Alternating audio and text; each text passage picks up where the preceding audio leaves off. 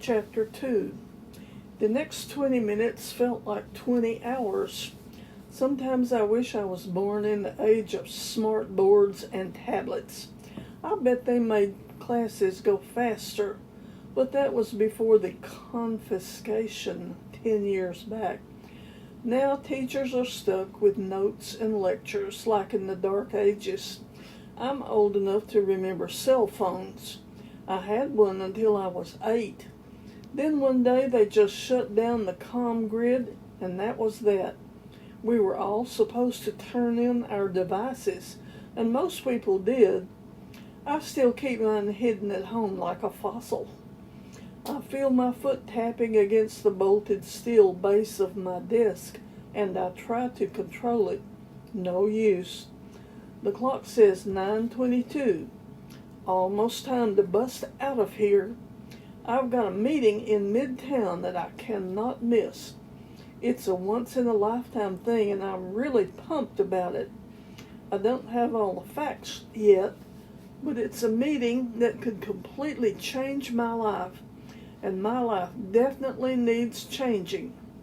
The only challenge is getting out. Leaving class without an armed escort, even to go to the bathroom, is not in the picture. This is the routine. When you feel the need, you raise your hand and say, "Permission for lavatory." The teacher presses the blue button on her pendant, and a guard shows up to walk you there and back. It can be really embarrassing on days when you have stomach issues or your period, but I've got things scoped out, and I think I can make it work. 9:25, time to move. I shoot my hand up like I'm launching a rocket. Baines looks up from her notes. "Gomes?" "Permission for lavatory," I ask. I wince a little to look desperate, otherwise she might make me hold out to the end of the lesson. She can be a real hard-ass that way. But waiting for the class to switch is not an option. I need the halls to be empty, or nearly empty. That's the only way this is going to happen. Baines presses a button and goes back to her lecture.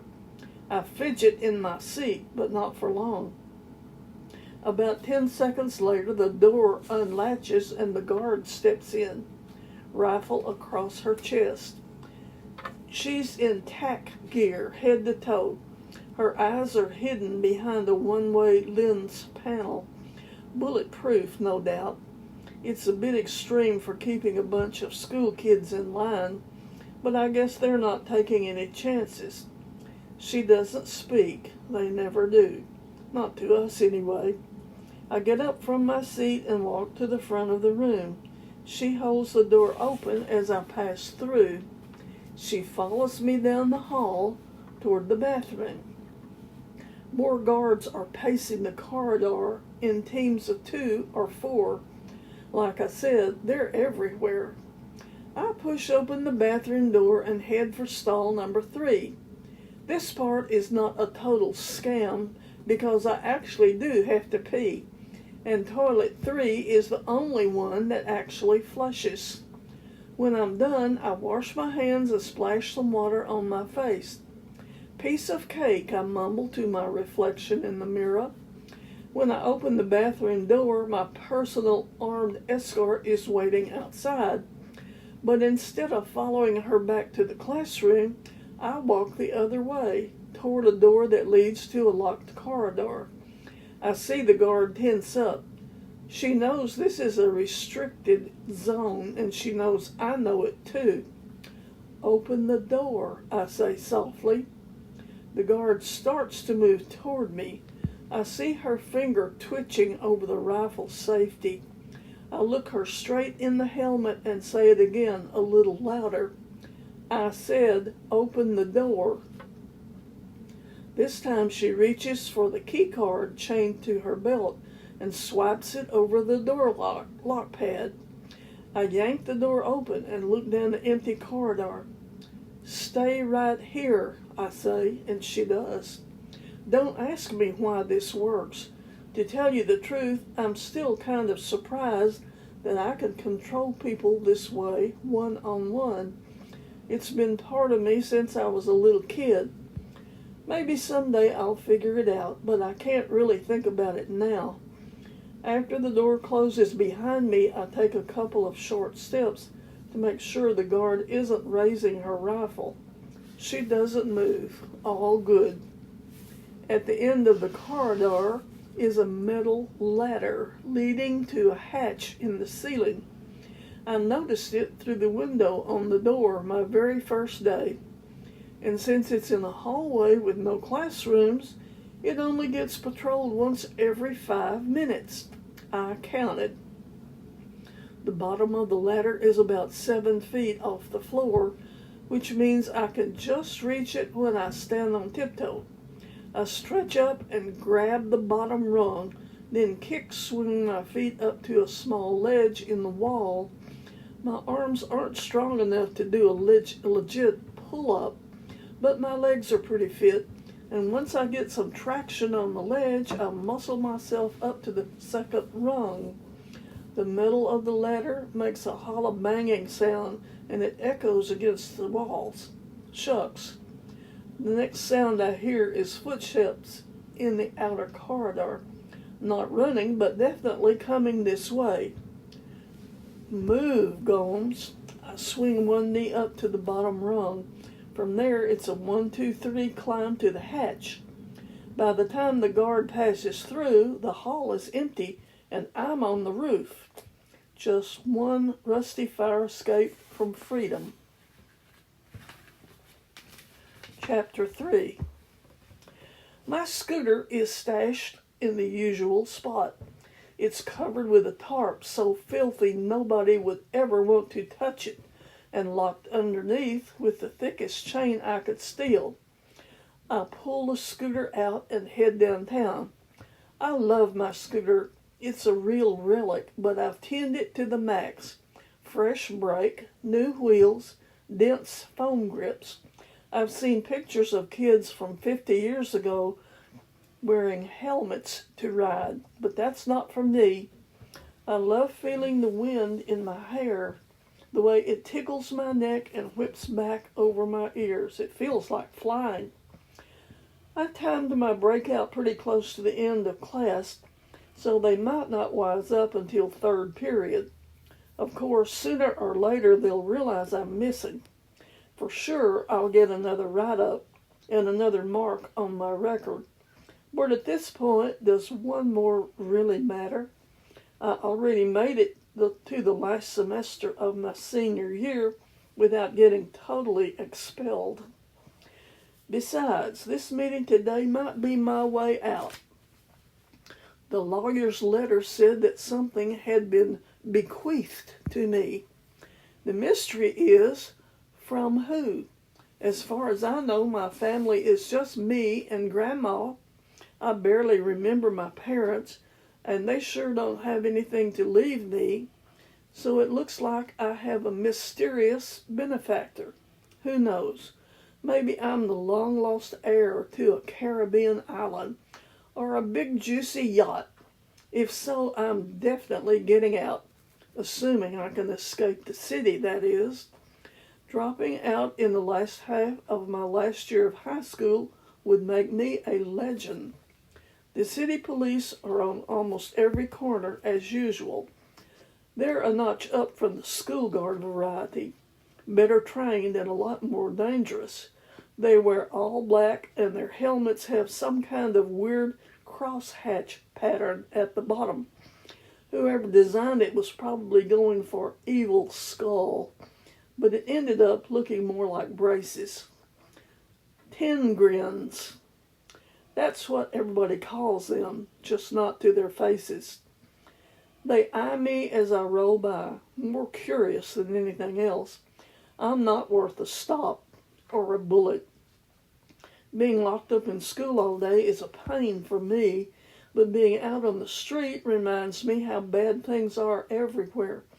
The only businesses still left for us are little shops selling basic foods and stuff like batteries, soap, and candles. The rich people and government types get everything they need in their neat daily deliveries. They don't even need to step outside of their mansions, and mostly they don't.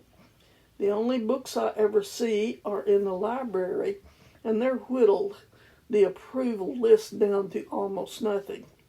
Basically, history before the alignment doesn't exist.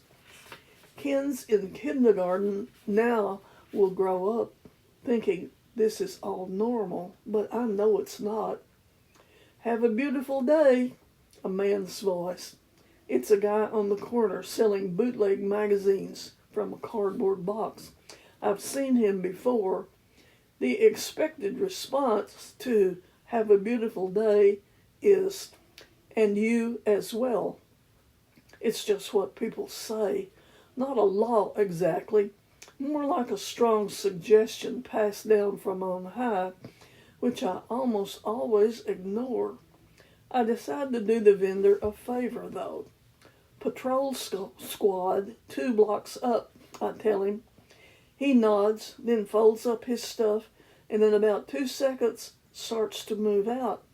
He doesn't want to get caught with historical material. People get disappeared for that.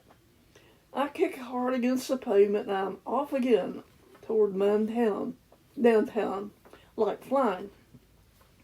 The avenue is a crazy patchwork of the haves and haves not. On one block, gated estates with irrigated lawns. On the next block, people in tents and plywood shacks. Some of the slum dwellers wear masks to throw off facial recognition cameras. Cartoon banners, frogs, foxes, stuff like that. It's a small way of protesting, I guess, or acting out, as a school shrink would say. I've been known to wear a mask myself when I'm out and about, but never when I'm riding. Messes with my peripheral vision. Most of the old skyscrapers in this part of town are empty now, or just used for government offices or surveillance towers. So I'm curious about the address in my pocket. But mostly I can't wait to collect my inheritance. It better be something good. Chapter 4. Creighton Poole, attorney at law, plucked a plump cigar from the humidor on his desk. He had been looking forward to this morning's meeting for a long time. The truth was, he didn't have much else to do. His practice had dwindled to a single client, passed down from the firm he had inherited from his father, and he from his, going back generations, all the way back to the 1920s. For Poole's first few years out of law school, the world still dealt in torts and motions, arguments and settlements, guilt or innocence. But that was all gone now. At this point, having a legal practice was almost as useful as running a shoe shine stand. Poole's office, a glass wall corner in a Fifth Avenue high-rise, was paid for through the next decade. No worries there. But he had no staff, no associates, and no assistant. His last admin was taken last year to work for a manager in bridge maintenance. So Poole was by himself, preparing for his one and only meeting of the day. The phone on his desk buzzed.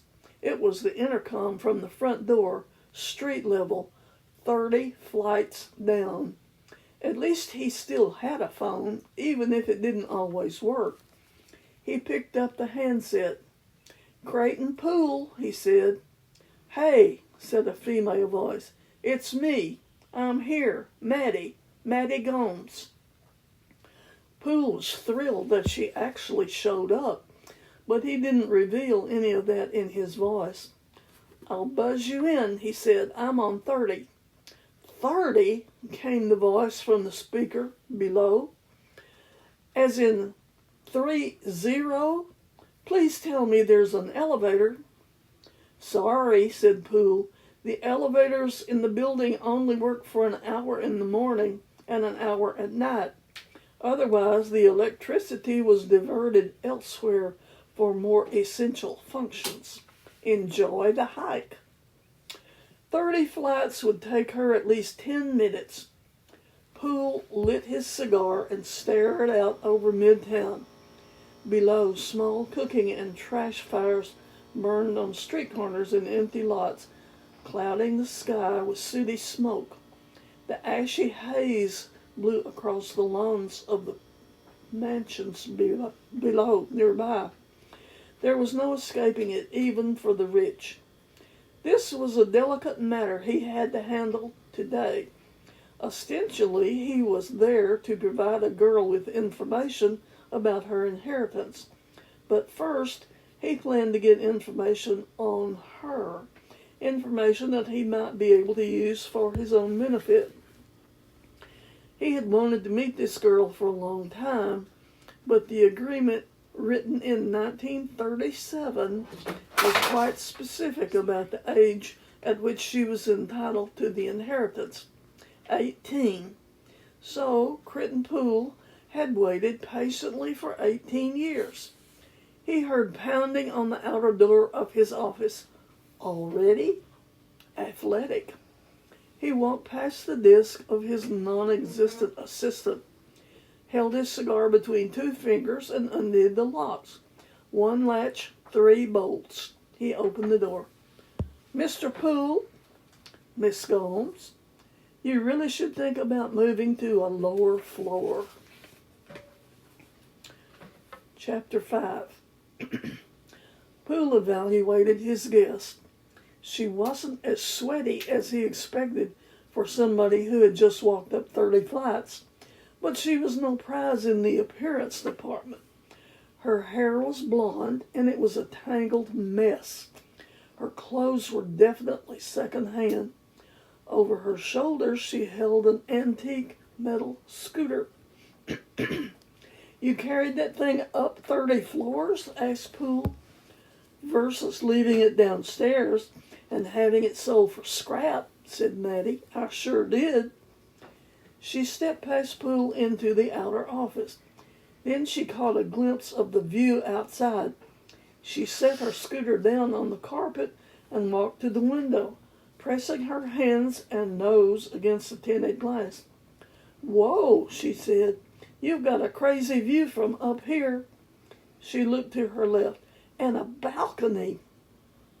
Sure enough, Poole's office wall had a sliding glass door leading onto a small cement platform edged with a thick iron railing. Maddie reached for the door handle. Don't open that, said Poole sharply. You'll let the smoke in.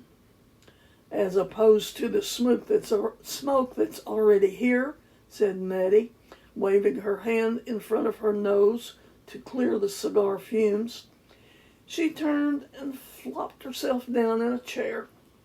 Poole made a show of walking behind his desk and taking a power position, back straight, head up, arms folded. He tapped his cigar ash into an antique ceramic bowl. Maddie Gomes, he said, like an official pronouncement. Then more casually, is Maddie short for Madeline? Or perhaps Madison? Just Maddie, as far as I know. I see. Maddie considered herself an expert judge of character, and she instinctively distrusted Crichton Poole. Her eyes darted to the exit, planning her getaway in case the need arose. She was pretty sure she could get the jump on this dumpy lawyer, if he even was a lawyer. But for now, she decided to play along, just in case he was for real. It would be a shame if she'd climb Mount Everest for nothing. Somebody left me something, right? That's what you said in the letter. That's what we're here to discuss, Poole confirmed. Maddie scooted forward until she was literally on the edge of her seat. Okay, I'm hooked. What is it? Miss Gomes, he began. Then with a smile, Maddie, a little trick, implied intimacy. I'm on your side. You can trust me. Maddie didn't, not for 1 second. Maddie, your inheritance is somewhat unusual, to say the least, and I want to be certain that you fully comprehend the implications and responsibilities it may entail. After all, forgive me, you are still a teenager. She thought about that angle, and she was ready for it. The age of majority in New York is still 18, she said. General Obligations, Section 1, Domestic Relations, Section 2, Public Health Law, Section 2504. I'm legally an adult, so let's get on with it. Poole studied his guest with new interest. He tapped another ash into the bowl. Indeed, he said, you seem like a very self-possessed young lady, and a bit more knowledgeable about the law than he had anticipated. I can take care of myself, said Maddie, and whatever it is you haven't told me about. Poole decided to plunge ahead. He needed to find out how much Maddie knew about her past. He was gambling that she didn't know as much as he did. And knowledge, as always, was power. He was hoping to use his position to gain some advantage. But for now, he knew the object of the game was just to keep talking. And he was a world-class talker. Let's start with some background so I can fill in some details on you. I know where you go to school, obviously. That's where I sent the letter. Let's review a bit about your family history. He picked up an expensive-looking pen and pulled a sheet of paper in front of his belly. Then we can get into the specifics about your inheritance. He settled in his chair as if he expected this to be a lengthy and cordial discussion, mostly one way, guided by him. Maddie felt a flicker in her gut. One thing she knew for certain is that when people started writing things down about your family, it never led anywhere good. Enough. She stood up and leaned forward, her hands pressed against the front edge of Poole's massive desk. It was her turn to talk. She looked through Poole's bloodshot eyes and directly into his mind. I want my inheritance now, said Maddie. Where is it? Maddie thought Poole might produce a check or a document from a drawer or write down the number of a safe deposit box. Instead, he looked back at her, blinking slowly. Water Street, he said. Last warehouse on the left, East Riverside. Good, said Maddie. She walked out of his office, scooping up her scooter on the way. She turned back to Poole, sitting numbly at his desk. You stay right there, she said, opening the outer door. Have a beautiful day. And you as well, replied Poole.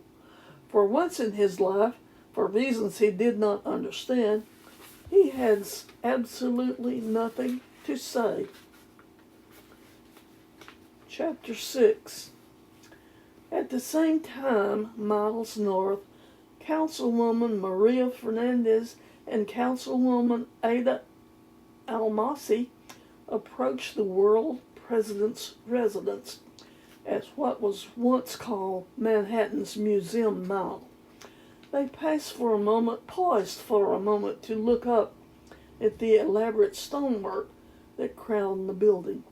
Open-mouthed granite gargoyles stared back.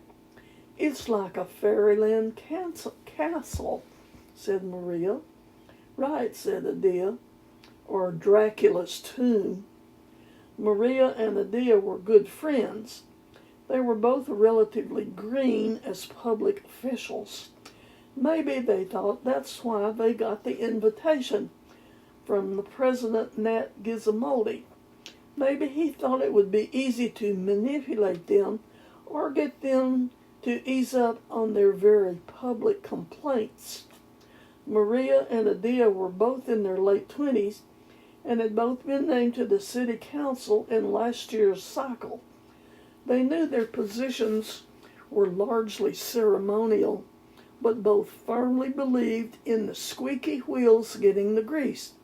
And so, against all odds, they kept speaking, even if it sometimes meant confronting people who wished that they would simply shut up and disappear. That's why, when the invitation arrived, they decided to make the most of it. In her journal that morning, Maria had scrawled the words of a 20th century diplomat. You negotiate peace with your enemies, not with your friends.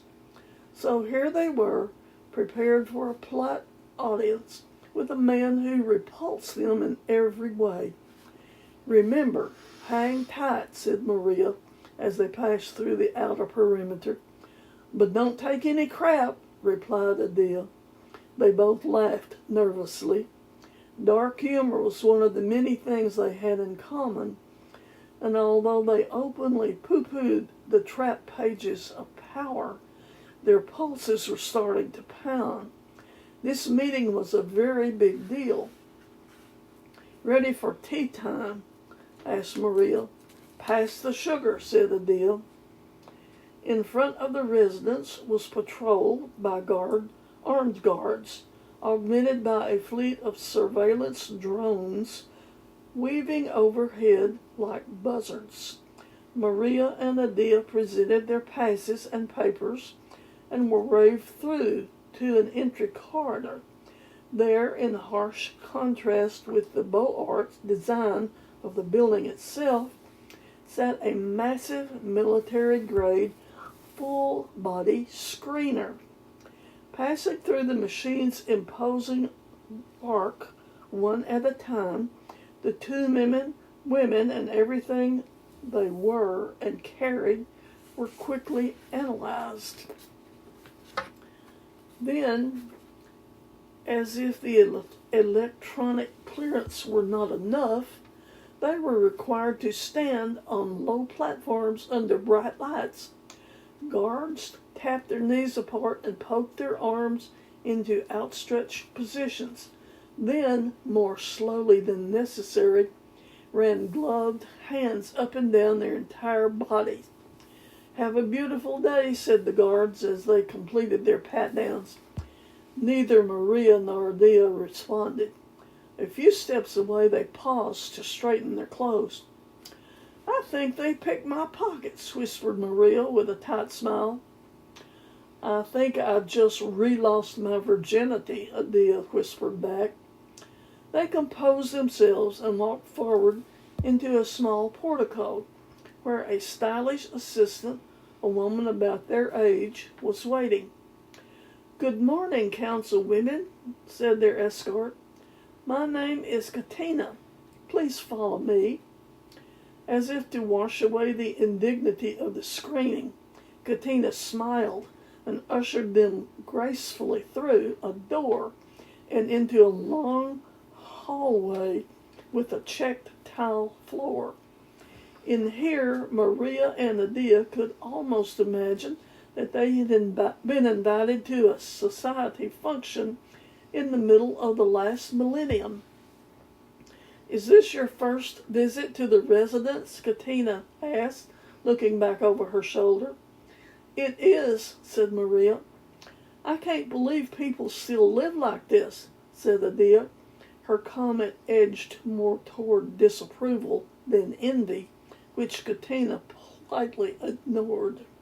The residence is an absolute treasure, said Katina. Made even brighter by your presence, of course. Katina had a comforting warmth about her, as if she were truly interested in her guest, but it was lost on Maria and Adele. They were just taking in the spectacle, mentally measuring the opulence around them against the makeshift apartments and squalid group residences where most city dwellers lived. You're probably wondering how many rooms this residence has, said Katina. Not really, Maria mumbled under her breath. 32, Katina continued, with 8 full baths, The floors are Italian marble, the molding solid oak. In each of these balusters, she said, as they passed a curved staircase, was carved from a single piece of ivory. Maria leaned close to whisper into Adia's ear, "Nice, an elephant graveyard." If Katina heard, she was trained to pretend that she had not. The councilwomen were shown into a first-floor dining room with high ceilings and gilded central highlights. At the far end was a dining alcove, sheltered under an arch of elaborately carved wood. A table for three was centered in the intimate space.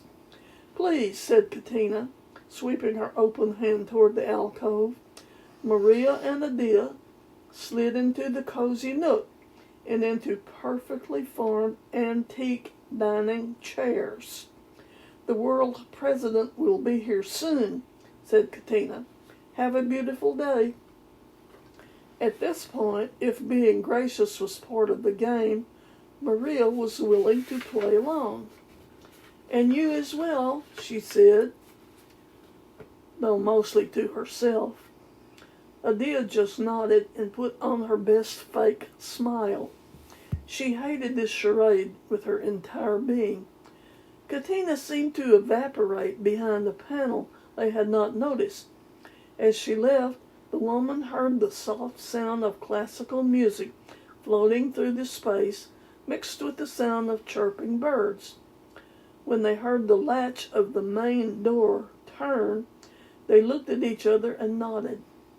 He was here. "Showtime," whispered Maria.